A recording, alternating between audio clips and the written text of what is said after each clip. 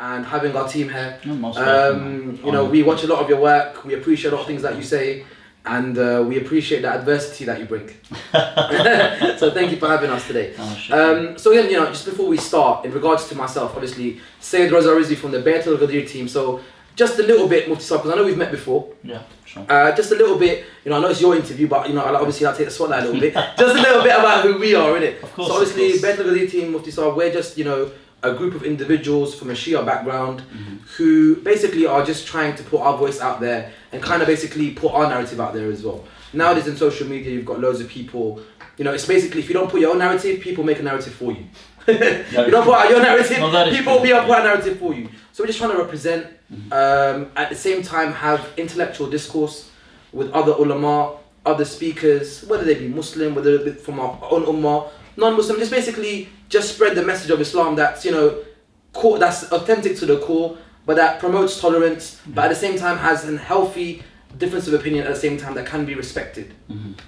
So based on that, so Mufti Sahib, obviously we've come here today to come see you. I've got a couple of questions for you. I would say I want to start off by asking you in regards to a little bit about yourself, because you know, we see a lot of you. For me personally, what do I see of you is, you know, I just see this modern kind of Mufti on Mufti Night Mondays with Mufti, and everyone you say to me, oh Reza, ask this guy a question, go online and ask him, he'll answer anything. So that's what I got to know of you. Okay. But in regards, I think a lot of people would want to know, and I would definitely want to know, about your actual credentials. You know, where it is you studied, your background. You know, I think, you know, those ones, looks can be deceiving. So sometimes it's good to show people that, listen, don't worry about how big my beard is. Yeah. You know, tell us a little bit about yourself, Mufti. Okay, inshallah. Well, first of all, shukran. I mean, I appreciate the whole, just the opportunity to bridge, of course, generally. So I think that's very important. In terms of studies, I have said these. I've kind of gone over some of this before, and it is on Facebook. But I began my kind of studies in my teens. So like probably that's like now over 2 decades ago. Wow. So when I kind of began, and so I studied initially just locally here in Birmingham in the UK, some Arabic, stuff like this. Then I travelled, I went to Damascus, Syria. This was probably around 97, going into 98, that kind of time back then. How old are you, Mufti? I actually left here just as I turned 18. Wow. At the time. So I was 17 when I was studying Arabic here, stuff like this, and then just as I kind of turned 18, I set off to Damascus. So I was there probably about a year and a half. Wow. And then I travelled to, so there I enrolled in some of the ma'hads, some of the kind of institutes they had, Jamia Damascus University, we did some courses there, some private teaching, Hanafi fiqh. It was at that point I kind of became Maliki. Yeah, because that's another interesting that, you know, being from the Indo-Pak subcontinent, you know, meeting someone who's from the Indo-Pak that's a Maliki is always like, huh? Yeah, exactly. I mean, at that used to use either, you know, if you're Shia, you're Jafri, or you're Hanafi, right? No, obviously, exactly. There's no Maliki that you have, right? I had 1-2 teachers from here that were Maliki. I mean, Sheikh Sidi Iqbal, who's still an amazing teacher, still around. And I'd come across the Maliki madhab, but I was inclined, I liked this thing of Amalu Ahl al-Madina and stuff like this. Yes. But I wasn't prepared to kind of become Maliki. When I went to Damascus, I ended up living with some Malikis as well, some Moroccans, there were some Tunisians and Algerians. We stayed throughout my stay there pretty much a lot of the time with some of these brothers at the time, some of them more learned than others. This also kind of, it was an opportunity, I don't know, like because I was inclined that way, and I thought, and at the time I was thinking of, I wanted to memorize the Quran. Wow. So I got this, it's interesting because I had no intention of memorizing the Quran first. And I was just wanted to study some books, and I was studying with one of these guys, he was Tunisian. And I said to him, can I go through some Asbab al-Nuzul? Obviously, later on you realize Asbab al-Nuzul it's not really authentic anyway. But I mean, at the time, obviously, I don't really know. So I said, can I study with you Asbab al-Nuzul? And so I was studying with him. And I remember he just said something, and it's amazing sometimes. Somebody can just say one thing and it can just hit you. Like, maybe it's just that you're kind of, I don't know, your frame of mind at the time, or because he just said to me, like, we're going through, and he's kind of like, a bit half-hearted, and we was kind of reading through, he's explaining, and then he just said to me, look, the thing is that, he said that at the end of the day, because I said, oh, what verse is this? What is it? You know, like I was asking about that, and he said, look, he said, to be honest with you, if anybody who really wants to understand this deen, or wants to be a true, like an alim of this deen, he would have to memorize the Quran. Wow. And he just said it, like, obviously, I don't even think he was a hafiz himself, but maybe he was memorizing, but he just said it, you know, like sometimes you just say something, and it just hit me, that I thought, bloody hell, you know what, it's got a point, like, so I said, okay, I'll memorize the Quran, I want to memorize the Quran. And you know, and at that age, to think of starting at that age, normally, you know, and from what I know about traditional methods, you start young. You do. And I'm saying young, I mean like as little as... 10, 11, 12. And by the time they're 18, 19, their hifd is like that. Yeah, so at that point, I began in Damascus, and I was doing other studies as well, but it was very difficult, because in Damascus, there were no institutes for memorizing the Quran, nothing like that. So somebody then said to me, I was thinking of going at that point to, that I know what I'll do is I'll finish some studies here, I'll go off to Sudan. Somebody had said to me, why don't you go to Sudan? Wow. And they've got like an awesome, so I thought, okay, that sounds, you know, they said it's very traditional and stuff like this, Arabic speaking.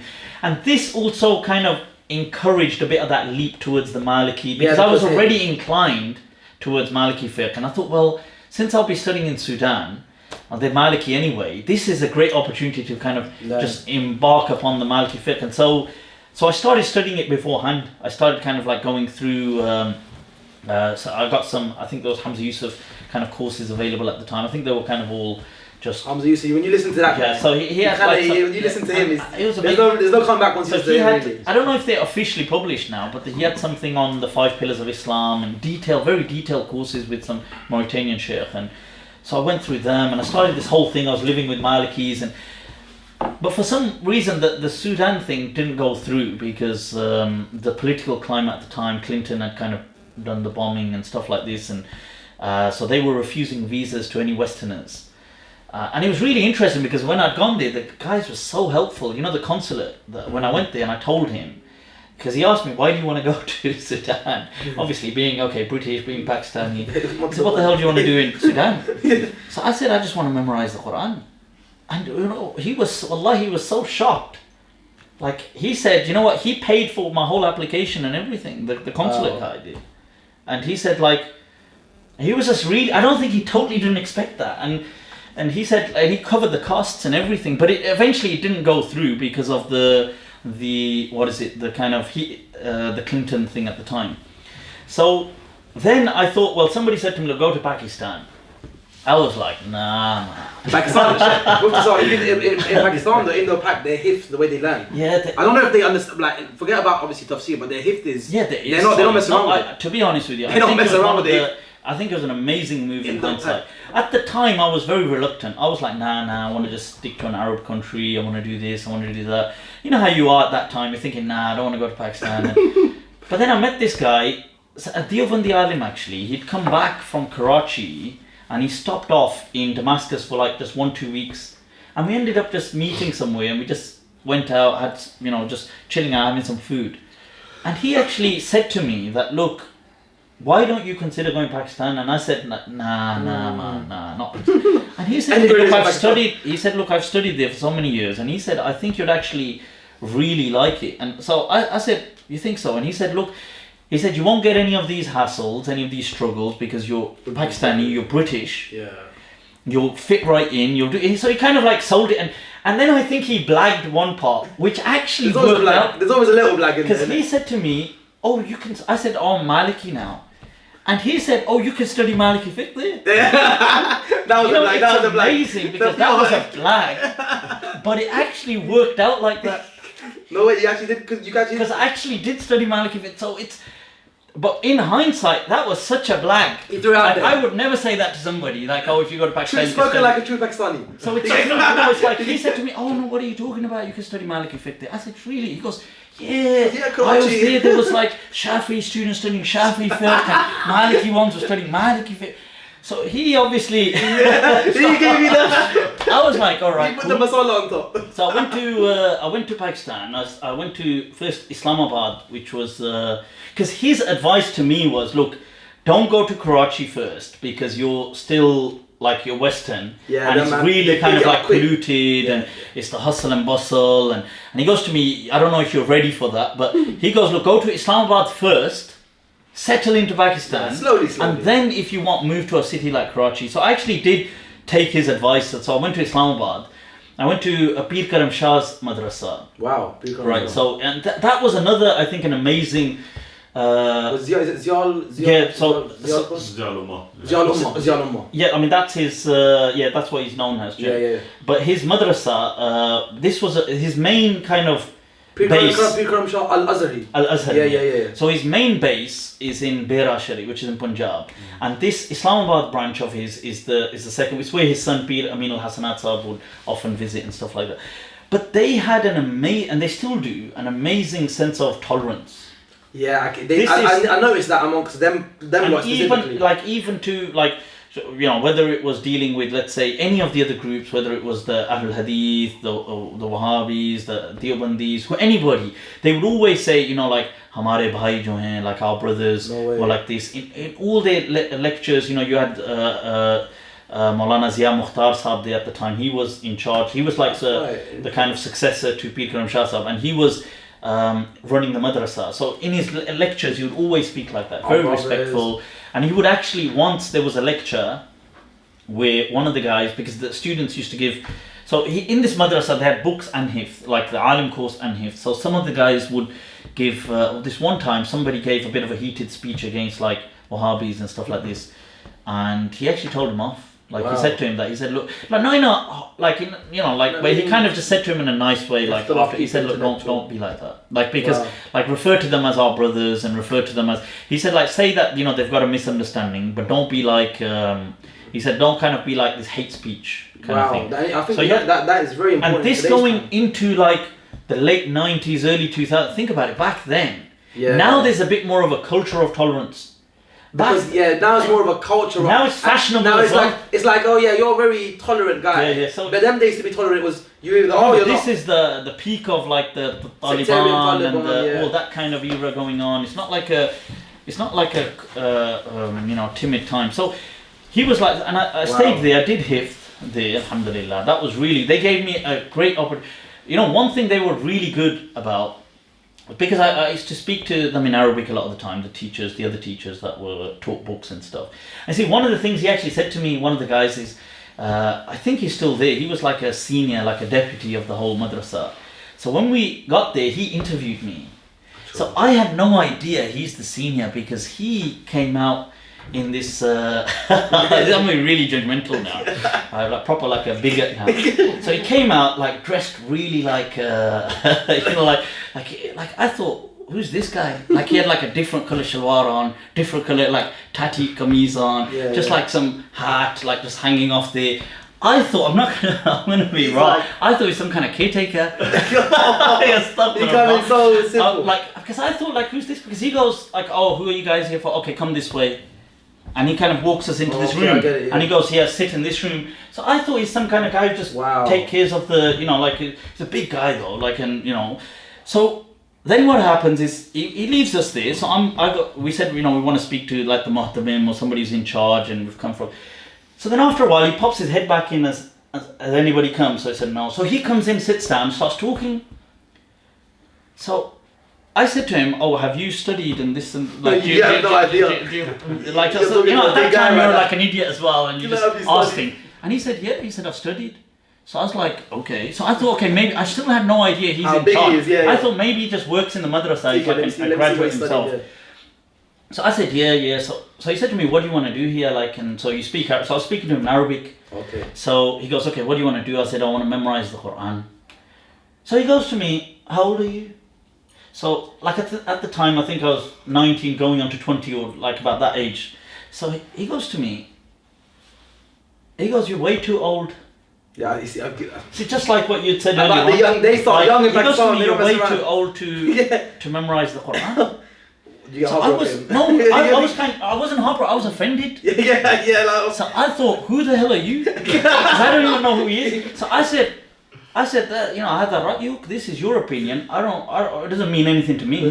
I was actually like that, and I said to him, Allah says, وَلَقَدْ يَسَّرْنَا الْقُرْآنَ لِلذِّكْرِ فَهَلْ مِن مُدَّكِرٍ. Who are you? So he nice little entry there. He just started laughing. And he just goes, okay. He goes, Koni Puttar, I'll show you who I am. I'm going to be signing a wall. So he just kind of like laughed it off and everything. And then, I got a bit, you get a bit cocky. And so I said to him, okay, let me test you on. I started testing him. See, looks can be deceiving. When I look back, I think, bloody hell, man, what was I doing, man? Looks can be deceiving. So I think back sometimes. Now, if I think of that, I'd like just hang my head in shame. But I said to him, let me test you on something. So he was like, okay. So I tested him on something. I can't remember now. Something on Arabic, and he actually got it right. I was quite impressed. I was like, what the hell? So then I was like, okay. Then he tried to test me on something. So anyway, whilst this is going on, this other teacher comes in. He takes us away, and then they go, fine, you can enroll here. It's all good and everything, no problem. And I had conditions. I'll go, look, my condition is that every day when I do hifz, I have to be given a certain amount of time to go sit on my own. I want to go through the tafsir. I want to go through this. I said I'll do it on my own. I bought my books. But really I want I said I want permission for this. Like, I don't want you guys to say like later on, what are you doing and stuff like. So they could see I was serious. So they go, look, fine. They go, you can actually use our library. They had like a little Ustad's library. They go, look, anytime you want, you can use that. You'll have permission to sit separately after a certain portion of the day and just do your revision. Then I realized as I became part of the madrasa, damn, that guy was not only like the deputy, but everybody feared him like nobody spoke in front of him. I think this is why he was so laughing when I was kind of like being a bit cocky with him, because he was probably thinking, who is this guy?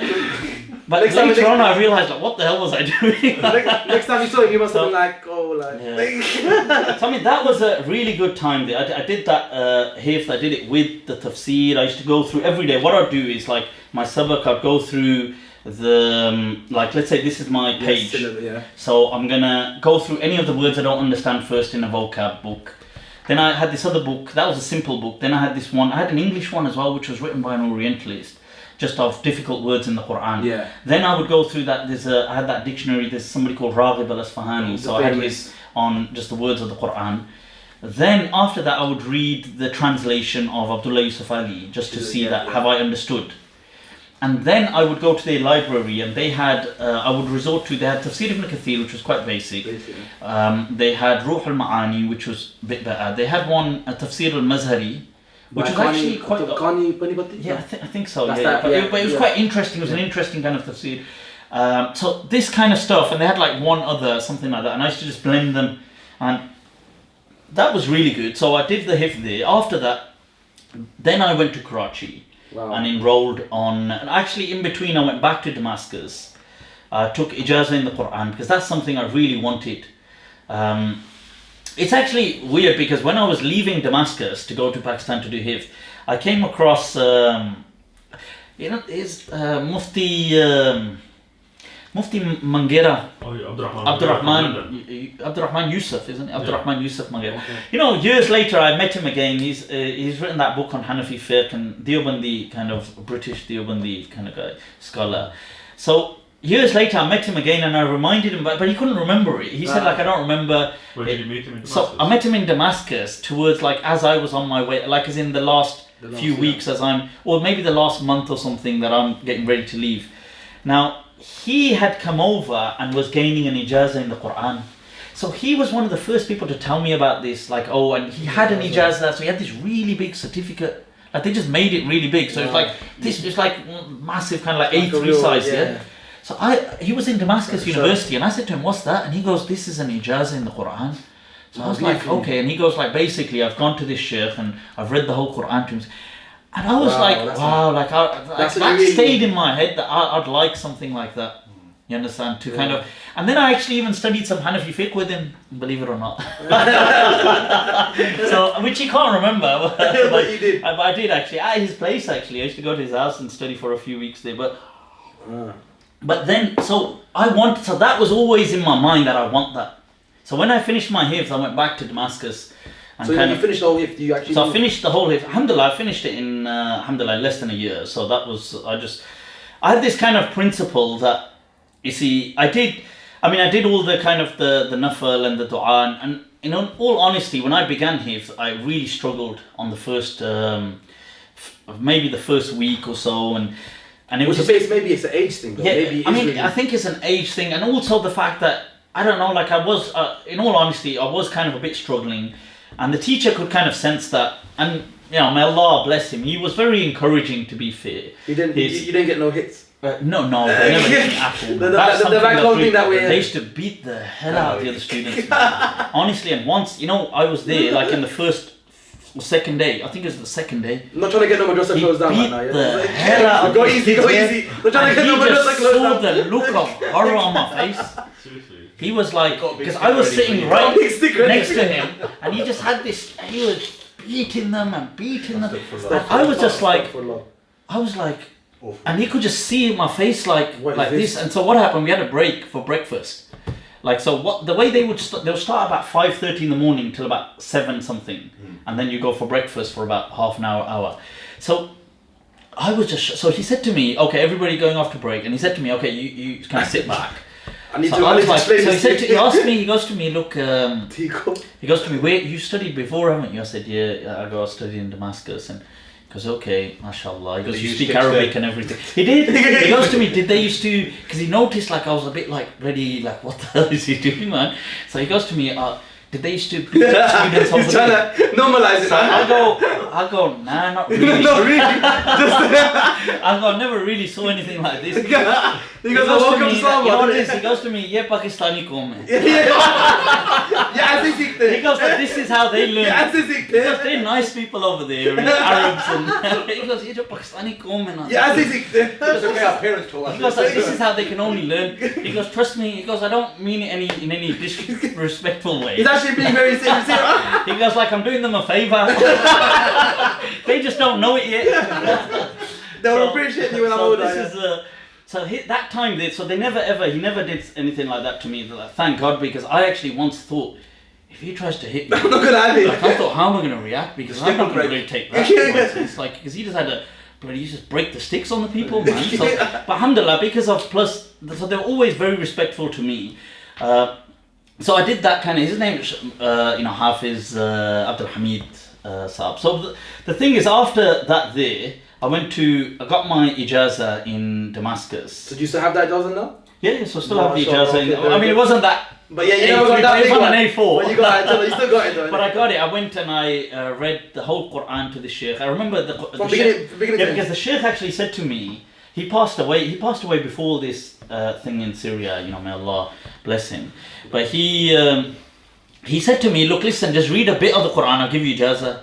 You were like, nah. I was like, nah. So you didn't want to do the cheat game, you wanted to do that. I said, I want to read the whole Quran to you. He was like, kind of like, oh yeah, John. You got it, man, you got it. He was like, don't worry, I'll just give it to you. I was like, nah, I want to read the whole Quran to you. So you had it all by him? So what we'd do is it took me about 2 months to read it to him. Wow. So I'd go, because some days he couldn't make it, for example, some days I might not be able to make it. So like that, whenever I'd go, I'd read a juz or just under, and then we'd, like that was the whole thing, and we completed it all.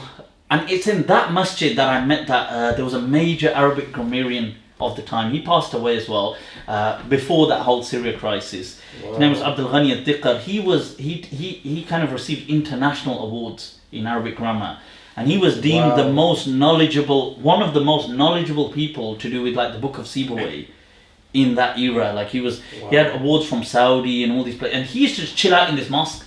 An old guy just chill out in the mosque, and it's just him and this other old guy. No one's benefiting. Just 2 old guys, and they used to come like way before, like an hour before Salah time or something, and they used to sit there. And I used to be there because I used to just be going over the stuff to read to this sheikh. Yeah, sure.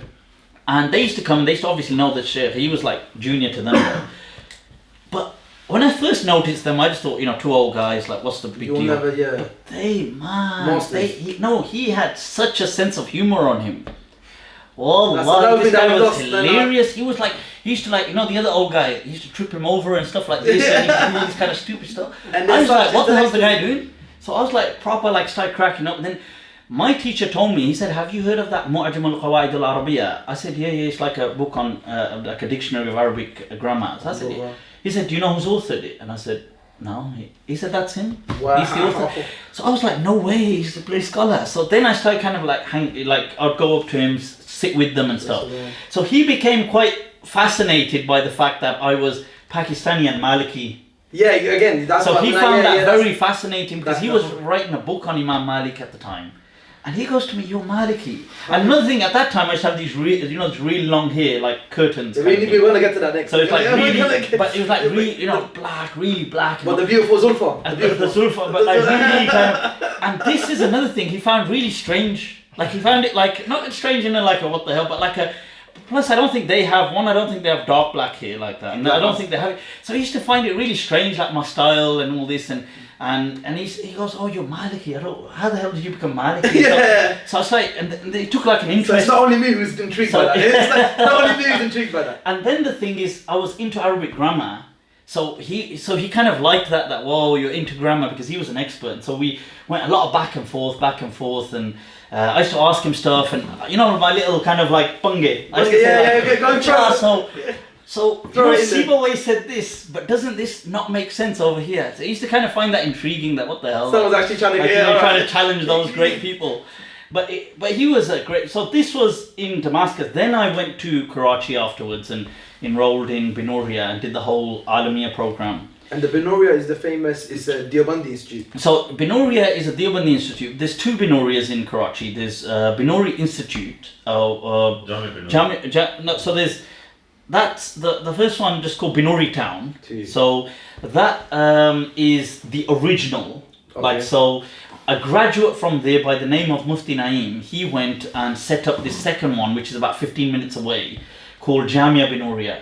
So Jamia Binoria has more of a focus on accommodating for foreigners. Okay, so it's a slightly better, not massively, but it's better accommodation.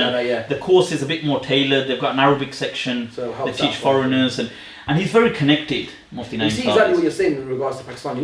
Like even me, not like Pakistan's my hometown, but I wouldn't know that Pakistan's so well done up in terms of the madrasa system for international students. Yeah, so people don't know that. His madrasa, to be fair, was. Some of the others, they had it a bit like kind of like local style. Yeah. But he had like a whole separate, like the whole part for foreigners was separate. It was a separate section, separate building altogether. And he had a lot, and he had huge connections with like Americans, and he would go back forth and foreigners, and he had so many foreign students there, and he was connected as well locally. So I studied there. I mean, alhamdulillah, they allowed me, because one thing I didn't want to do is start from scratch. They have this thing, start from Alif Ba. They don't want you to have any preconceived ideas. One thing I said to them when I got there was that, look, I've studied like this, I've done this, I've studied in Damascus. I said, look, just test me, and then let me go in what you think is suitable. So alhamdulillah, they tested me, and they put me into the 4th year. So I ran a test with them, and then they said, all right, fine, you don't need to do, you've passed this. So then I kind of studied with them the main sciences, fiqh, usul fiqh, mustalah al-hadith, usul al-hadith. That's when you got into Arabic grammar, adab, all this kind of stuff, aqidah. And then moving on to Dawra Hadith, where you actually cover to cover. They say they don't mess around with it. They're serious. And I mean, although their take on it is different, so their take on it is like mainly focuses from a fiqhi perspective. I understand. And a lot of it is catered to defend the hadith. Is it most of it to just prove, listen, this hadith we can use? One thing, alhamdulillah, I managed to do, and at first for some reason some of the teachers were objecting, but they were cool, was that, you see, what I did is each book, I bought it with, because they used to have these kind of like these packing print, like Pakistani prints, and like these horrible prints, man. I can't even read them. Not in to diss it, but it really is poorly kind of done.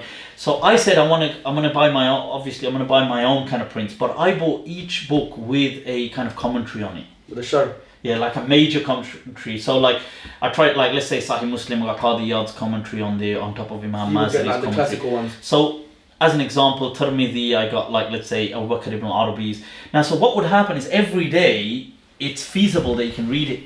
Because you're sitting in class anyway, it's only like a few pages. So you can just open it. So that allowed me to go through like at least 80% of all of these commentaries Wow. Because you're doing it day by day. It's not like you're sitting there anyway, so you're just going to read through it.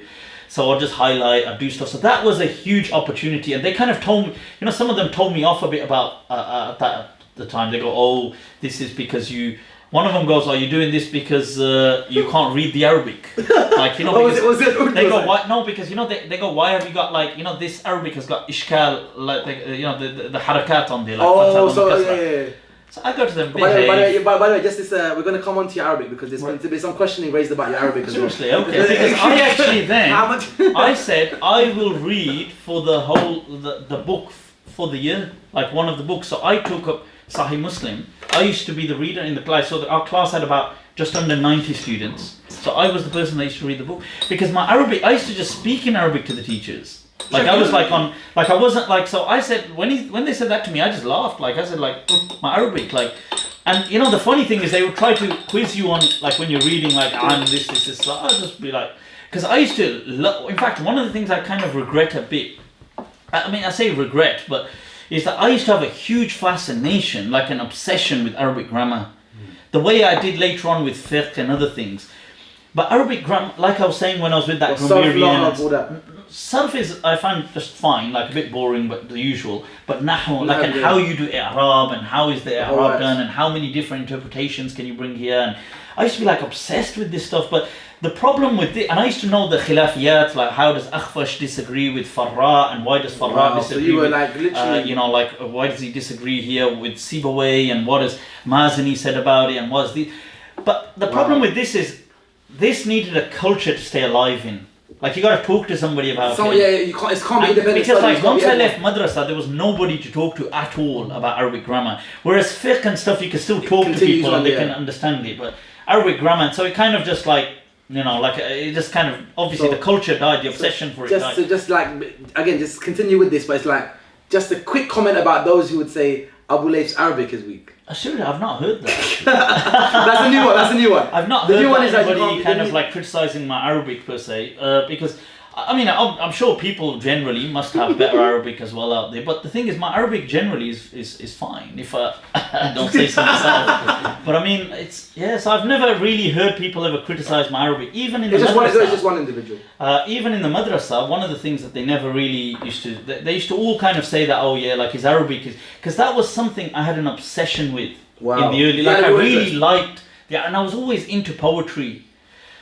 Even though I preferred, maybe I find Urdu poetry in many ways better than, in some ways than Arabic poetry. That's because the non-Arabic poetry was from the classic times. And in the classic times, they never dealt with the concepts modern poetry deals with. So like the way Urdu... because this is more recent. So their poetry is mainly all about like either war or stuff like, I mean there is other stuff as well, like about alcohol and stuff. But because this is more recent, it touches on recent concepts, so it's more... Who's your favourite Urdu poet? Urdu, oh my god, man, that's such an awesome question. I would say, because I need the whole subject for this. Like Urdu poetry, I think really, if I could encourage people to get into something, like especially if they're from a Pakistani or Indo-Pak background. Ghalib, I think you can't. I would have to begin with giving tribute to obviously Mir. Obviously being, Mir was called Khudai Sukhan. And by the way, you do realise I'm bringing this up because some of them were Shia. They were Shia. I was actually quite surprised when I learned that years ago. Most people don't tell you that. They tell you that later. When I read up and I read that, then they said, oh, they're Shia. I was like, how are they? When you have that shock, you're like, should I still be reading this? Now the thing is that Mir Taqi Mir, obviously they called him the god of Urdu. Yeah. And he was like, obviously, so you gotta begin with Mir Taqi Mir. There is no, you can't really compare with. In fact, there's an interesting, I was just the other day looking at this, he has like this touch on, I suppose, bringing evolution. Some people argue he's bringing evolution into it. He says, Mat sahal hame jano. Like, don't take me lightly. Yes. Like, don't think like I'm something like, Mat sahal hame jano. फिरता है फलक बरसों तब जाके खाक के पर्दे से इंसान निकलते हैं. And this, I know most men in the room are thinking this, like he says, like I know this. It's interesting, like he says, like you see the way you look at this, because he begins by saying, "Don't take me lightly."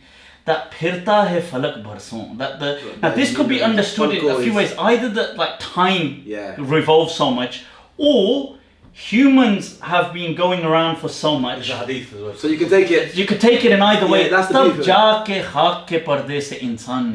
Then you come out. So after it takes so much to make a human an insan. Wow. You understand? That what is it? As Ghalib said, "Admi ko bhi muyassar nahi insan hona." Like not every person is truly an insan. Is this where your Monday night with Muftis you keep doing Urdu poetry? Now I know where it comes from. After every rebuttal, you give the sweeten it up. You give it. I love the way they could challenge. You see, they could challenge religious stuff. But get away with it. But people kind of like they had that. Take a look at Mir's one line where he says, "Mir ke deen o mazhab ko kya poochte ho unne to." Like, what do you ask about Mir's religion? Kashka khencha, like the Hindu thing. The tilak. Kashka khencha, Deer is a temple. Deer mein betha. Kab ka tark Islam kiya? Like he's abandoned Islam a long time ago. But this is the But they would get away with it. But he wasn't Muslim. He wasn't. A lot of the poets they were scholars at the same time. They were by today's standards. And Ghalib, you got to pay tribute to. Ghalib, yeah. Ghalib, it's like somebody said. They said, because if you like a bit of attitude. Yeah, he was that guy. It's true that attitude to sirf Ghalib ka hi tha. Somebody said, "Baki sab to bas koshish hi kar rahe the." Yeah, everyone was just trying. They were just trying. Like man was a don. Like he has this line which kills it. Because he has this line where he says, "Poochte hain wo ke Ghalib kaun hai." That they say that they're asking who is Ghalib. Ab koi batlaye ke hum batlaye kya? Because the thing is, I've never had to introduce myself. Everyone knows it. Yeah, everybody knows it. There's always people around me introducing me. He sounds like he's your kind of guy. He sounds like he's your kind of guy. Teach me, sensei. He seems like he's your kind of guy still. So I love poetry, man. So this was the kind of thing. So in Arabic as well, it's good as well. I do love some of Arabic poetry, but I've not found the same buzz, because today in Arabic what they start to do is they start to freestyle, no longer on the meters. Yeah, there's no. And I just find that like a cheap version. Yeah, you're like, it needs to be this. Yeah. So these were generally, as I was saying, my kind of studies there. I graduated there. I did my iftar, my Mufti course, after doing the Alim course. That was another 2 years of Mufti training, and we trained under who was Mufti Abdullah Shokat. He was one of the main students of Mufti Taqi. Mufti Taqi Osmani? Yeah, so he was one of his key students. In fact, he had authored, put together some of his kind of books on iftar and stuff like this. And so he was like one of his proteges. And so he was the Grand Mufti for us. So we graduated under 2 years of study with him. And it was at that time that there was it's not at that time, but there was in that madrasa a Tunisian Maliki Mufti. Now this is where I was saying, the guy who blagged it. He made it. Wow, like you think about it, there's that hadith that inna lillahi ibadan, that there's certain people, if they take an oath, Allah will just make it happen. We use that. It's like because that was such a blag, I found out later on. But when I went to that madrasa, they happened to have a Tunisian Maliki Mufti who'd come to Pakistan. He'd done studies in Pakistan as well. Wow. But then Tunisia messed up, politically, so he couldn't go back. So he was just living in the madrasa, and he just got a job there. So he used to teach in the madrasa. So now I would often resort to him. And when it came to the Mufti thing, I said, I want to do the iftar. I'll do the Hanafi thing, but I want to do the Maliki thing. So that by that time you were already like, listen, I want to learn both. Oh, I'd already been studying Maliki fiqh. And then carrying on my own. And in the madrasa, they used to teach fiqh al-muqaran, you go through all the madhabs, because we were in the foreigner section. Of course. So most of the students were Indonesian, Thailand, this, that. So they're from different places. So they had to teach it comparatively. Now, so in iftar as well, and Dawra Hadith is comparative as well, although they always big up the Hanafi, but they have to teach comparatively. And then all the commentaries I was going through were mainly Maliki. So I had Ibn Arabi, Qadi Iyad, Ibn Battal, all these people. The big guys, yeah. Obviously Ibn Hajar's Fath al-Bari as well and stuff like that. But so in iftar, Ibn Hajar was a Shafi'i, yeah. But because of his famous commentary on Bukhari, I didn't go through the whole thing, but I went through at least some entire volumes, chunks of it. Yeah. Now, so in Iftar, they allowed me to run that syllabus with them, remove some of the Hanafi books. So they kept like the Ibn Abidin and a few. They removed like Ashraf Ali Tanwi's book. There was Ashraf al-Fatawa, whatever. And so they said, okay, or Imdad al-Fatawa, I've forgotten now what it's called. Yeah. But they said, okay, that's fine. They said, but you can, Imdad al-Fatawa. So they said, you can remove that. We'll keep the Ibn Abidins. We'll keep some of the modules that keep rotating. And you can put in the Maliki syllabus will be set by Sheikh Mufti Salim. So he set me the Maliki thing. And then, so that actually did work out. So but it was such a fluke. No, but if you went back to that guy and said, oh, so you know when you said it, you know he'll be like, yeah, I told you. He'll be like, yeah, I told you. I knew the guy was there. It's amazing because there was no way on earth that was going to happen. So, but it did. I'm good opinion of him. Alhamdulillah, it's like, but he blagged it with so much confidence.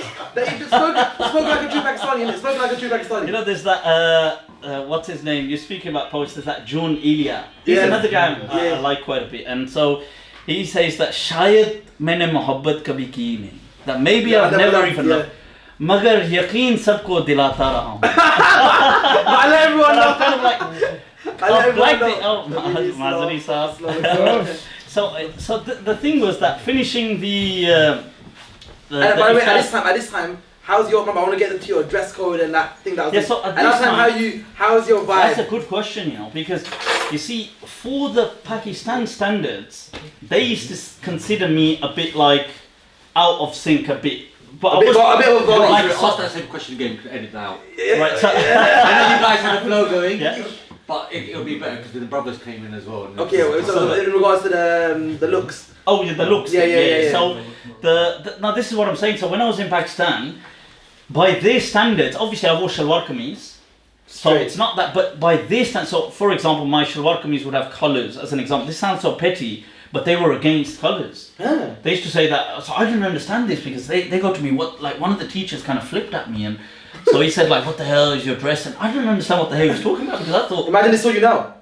Now they just you just pass straight away. You just have a heart attack with that. And thought, wow, for a collar, you know. So I didn't understand what was he going on about. He was like, what the hell are you trying to fix his dress? So I was like, is it too yellow today? Is he seeing through this? Should I be wearing something else underneath? So then he said, your colours, and I was like, my colours? He goes, your colours are like tashabbuh bil kuffar. Oh, they're hardcore. I thought, like, what the hell? They're hardcore. I thought, what, my colours resemble the kuffar? What kind of drugs are you on? Anyway, I got into this argument with this teacher once because I said, look, what the hell is that? Like, what is this nonsense? This is shalwar kameez. I'm in Pakistan. Everybody wears shalwar kameez. He goes, oh, this is like copying the West and... I said, look, okay, fine. When I buy new shalwar kameez, I'll get them. I said, I had no idea that you guys take offense to bloody collars. Like, what the hell is that? Like, so... He really needs to meet you now. Well, I got rid of the collars. I go, Maulana Sahab, वो collars काटते यार ये. ज़्यादा ही हो गया यार कुछ. अच्छा ये भी collars, sleeves. अच्छा ये भी collars. यार उतारो यार ये.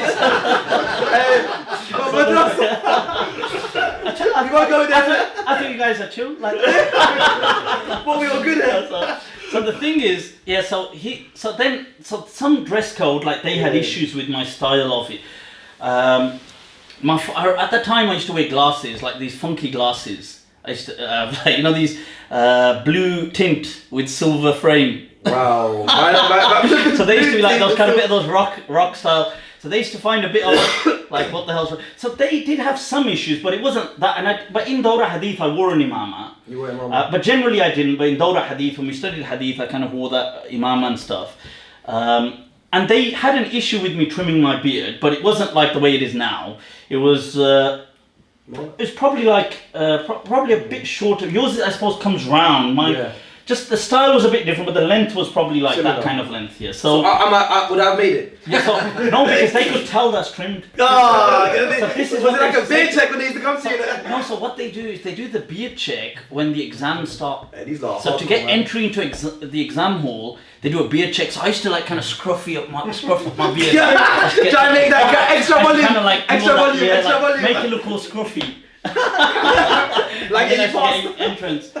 And so they actually caused an issue once. They had these external invigilators. So I did this one exam, And on the 5th day, 6-day exam, on the 5th day coming out, he barred me from the exam, disqualified me. I was like, wow, like what the hell? It does take a lot. He goes, your beard? I was like, what's wrong with my beard? Because obviously this was on the way out, so I hadn't really made the beard. Yeah, done the little tricks. Because the exam was like about 5 hours, so you're sitting in the exam for about 5 hours, you come out. So this was just 1 day left now, it was a 6-day exam.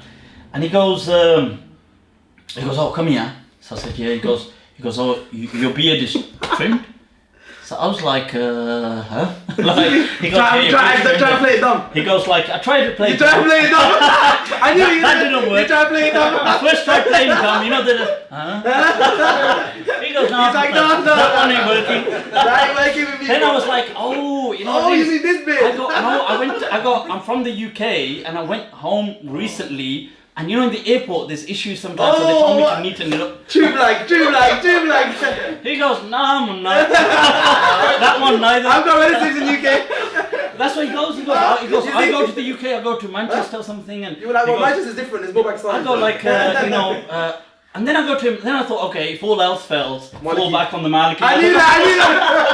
You know, I go on Maliki. You gotta be so, that's what I was saying, you didn't use the ikhtilaf to madahib to get out of it. He goes, four mazhabs have ijma. I go, oh wait. I go, what are you talking about? I go, no. Is that where ijma? I go, oh, Bakr ibn Arabi says this. I go, this is, Al-Adawi says this. So I said to him, okay, if I can prove to you, then I'm cool. Then I'm cool. Yeah. So I said, if I just go get my books and show you, then it's okay. He goes, yeah, go on then. Okay, good. Because he thought I was just blagging. So I just went to my room quickly, came back with the book. They don't know the Maliki position back home. He goes to me, get lost.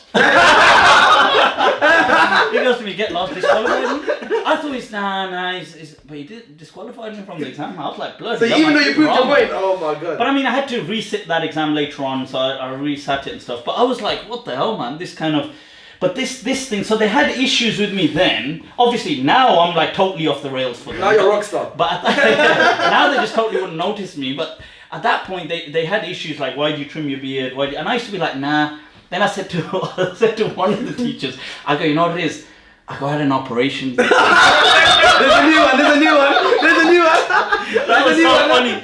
Because he goes to me, I'm going to chuck you off the thing. So I go, you know what it is? I go, can I have a word with you? Oh, you trying to get us? The tone changes. I go, okay, I don't know how to say this. I went back and I don't really want to do this, but I had an operation on the beard.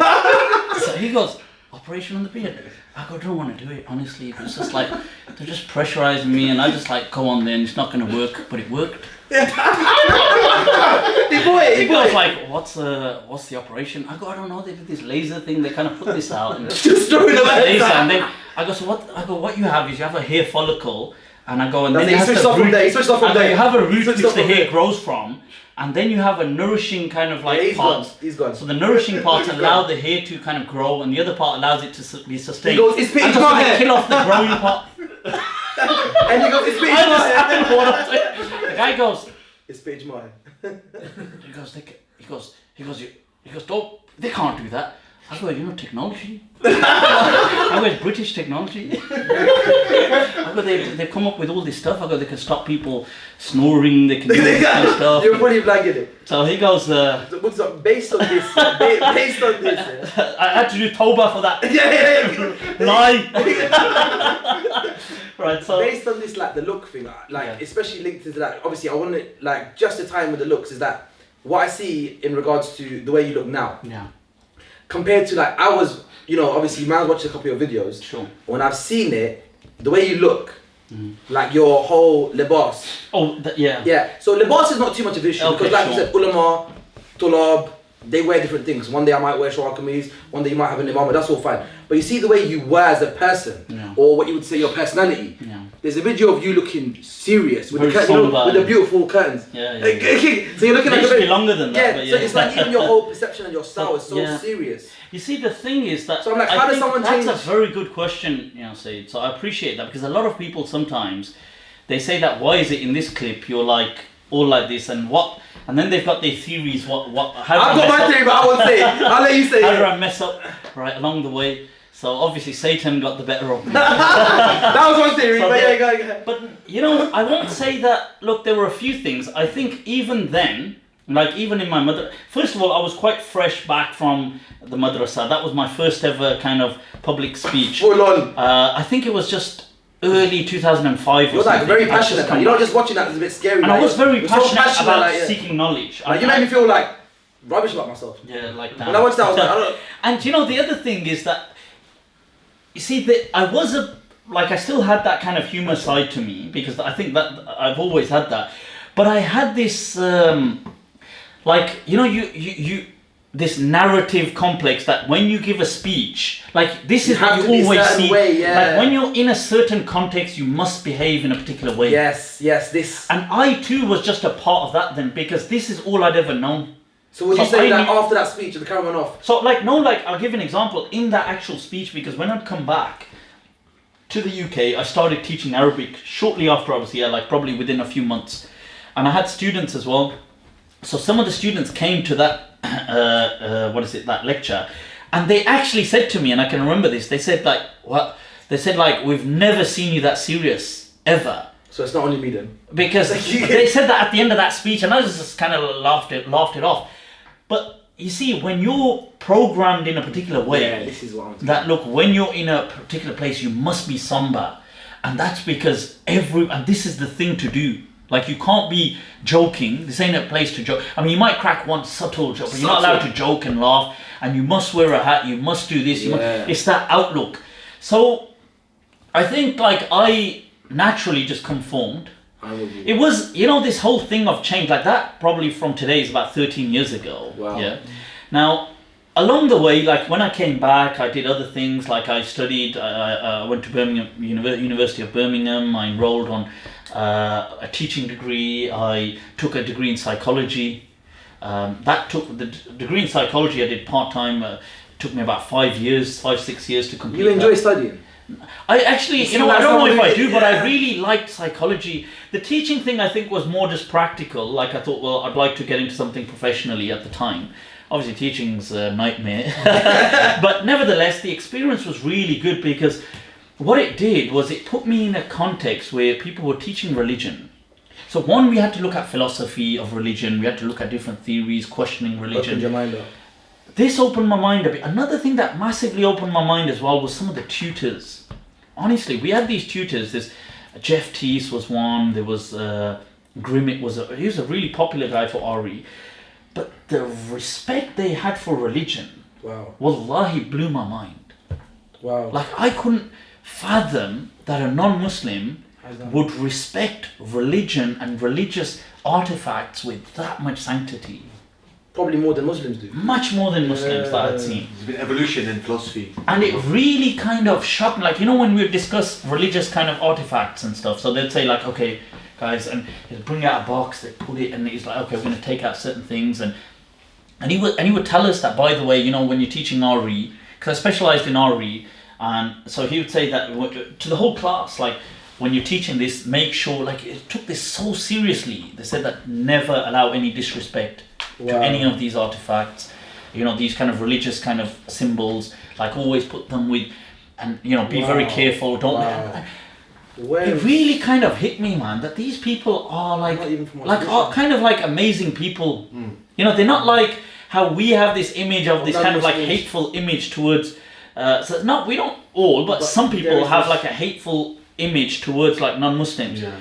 But they like, I was just really like wowed, you know, like this really got me thinking. Other than some Muslims have, they have like huge, honestly, I was so like, till this day, I'm really kind of wowed by the way he had that kind of respect towards the Islamic, and not just Islamic, other Sikh, Hindu, whatever, like he had this great sanctity that look, and they would say, this is hot stuff. Wow. You gotta be very, that's what they would say, and you gotta be very, and then that kind of the discussions we had, the way when I asked them questions, it got me thinking, like, it really made me think. And then like I went through courses on philosophy of religion. I remember finishing a few courses on this, really kind of got like, my mind went through bloody some kind of like major melancholy, man. Like it had this huge cognitive dissonance, psychology. I always kind of loved the brain and mind. So when I was studying psychology and when they were showing things, and then I'm just trying to be true to myself, that look, and one thing that really helped me, ironically, this is interesting, there's an irony. One thing that really helped me was the fact that I didn't have religious kind of... I wasn't... Like, my family were never religious. And my network... Like, I was never in a religious kind of structure. I'm with you. Because when I came back from my studies, I really hated this, if I'm going to be honest. Not hated is a wrong word. Like, I felt really kind of sad and kind of let down. Because all my friends, when they came back, they were straight delivering a khutbah.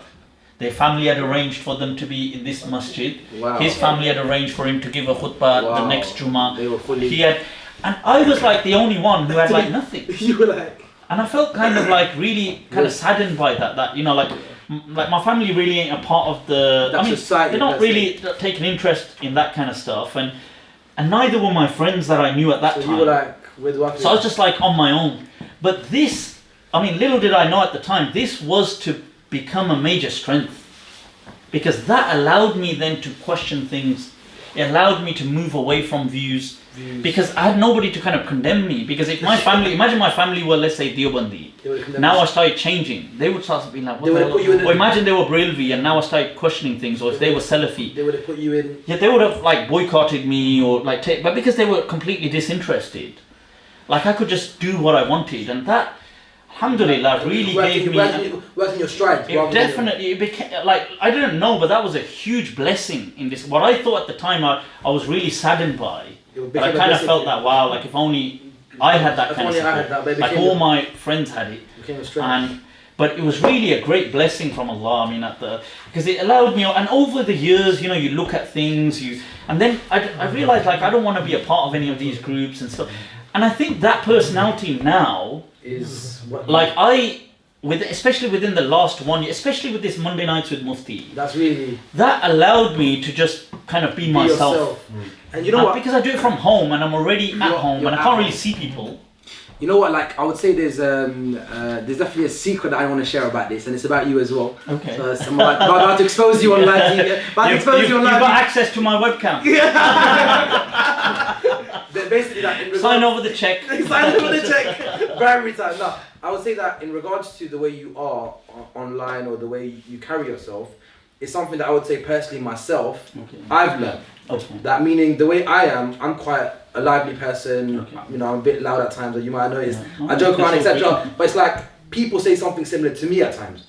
They'll say, "Oh, Reza, when you speak, you know, don't, you know, be a certain way and be a bit like this, and you know, be that." You know, like we get taught as a typical way. Like fit into that box. Into that, and I'm like, but that's not me, bro. They're like, but that's just how it is. And it's like, but do we have to do that though?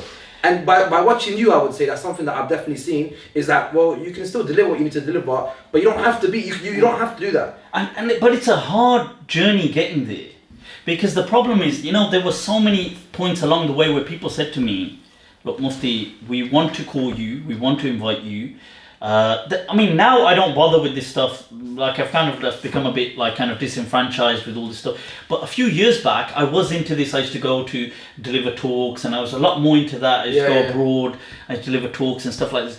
And at that time, I was into this, and people were saying to me, "Look, Mufti, we want to invite you more, but you know what? Will you just put a hat on? Will you kind of allow the sides to kind of slightly grow? Would you kind of slightly kind of mellow it down?" And it was at those times that I really had to make that choice then. Like, do I go with this or not? I respect that. And it was hard, like at that time, because at that time I kind of felt that, because there was a point where I thought, should I? And I thought, well, because if you, like at the end of the day, look, if it's not me, and then it comes back to this, what are we, because religion, my understanding is ought to be for for everybody. Not just a selected. Why am I trying to be something fake, which the common person isn't anyway? And then if they do ever see me, like they see me like this, they'll be like, what the hell are you doing? That aspect of what you mentioned about dressing one way and dressing, that's something that is gold for me. Like, you know, be consistent. Because at least, see, this way, somebody sees you, they don't like you. Yeah. Somebody sees me, like these people say, oh, look at him, he's, you know, they're saying, oh, he's a clown, or he cracks jokes. Fine. No, don't listen to me. I'm not asking. They're still definitely but at least, but my point is, at least they know me. I'm not being a hypocrite. No, I respect that. So because, I would say that's definitely something that I took personally. No, alhamdulillah. So thank you for that. I appreciate in that regard. I think now in regards to your education now, would you say, because I want to move on to the other question. Sure, of course. Would you say that's generally covered? And I think this was I mean, this is it's a bit different. It's a bit different. Yeah, it's very different. But it's a good opportunity because I think a lot of people sometimes have these questions about me. Like they think like, oh well, because you know this, fake mufti. It's like and they don't even realize what you this studied. pseudo. And I think like, well, I don't understand. Look, because look, I studied for years on end. I memorized the Quran. I studied all the Islamic sciences, the key sciences. I took tests in them at least 3 times a year. I passed them. I actually had top grades. I studied the books of hadith from cover to cover, the main books, at least the 7-8 top books. There's Ummahat al-Sitt, including the Muwatta, including Abu Ja'far al-Tahawi's Sharh Ma'ani al-Athar. I was tested in them 3 times. I took positions, like top 3 out of the entire class of 90 students. I mean, it's not like something, I went on to do iftar, I passed the exams, I went through a graduation ceremony. It's not like, my point was, yes, no, people don't need to accept what I'm saying. That's fine. Like, don't take away my credentials. But don't take away my credentials. Does it mean that I'm fake? I mean, say whatever. Just don't take away my hard work. That's what. Yeah, I'll put that work in. Or just be genuine. Like if you're a doctor and you say, look, I've got research, and I say, well, this research of yours, I don't agree with it. Oh, so I bet your degree's fake. Yeah. It's like, well, no, I don't think that's how it works. No. That's how it works. No. So definitely. So I think that was definitely very.